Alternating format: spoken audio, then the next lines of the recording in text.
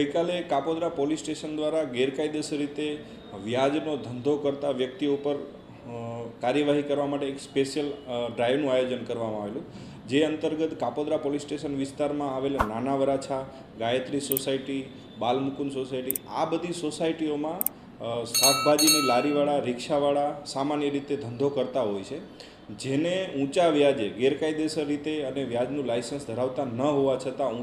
ઊંચા વ્યાજે 5,000, 10,000, 20,000, 25,000 ઊંચા વ્યાજે દેતા અને ડેઇલી કલેક્શન કરવાની ડાયરી સાથેના આરોપીઓને પકડવા માટે ખાસ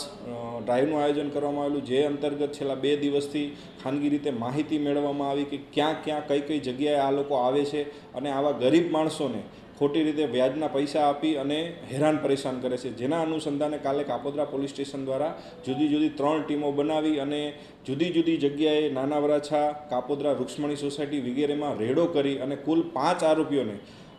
ગેરકાયદેસર રીતે વ્યાજે દેવાના સાહિત્ય સાથે પકડી પાડવામાં આવ્યા છે અને જુદા જુદા 5 ગુના દાખલ કરવામાં આવેલા છે અને આ બાબતે હાલ પોલીસ તપાસ ચાલુ છે.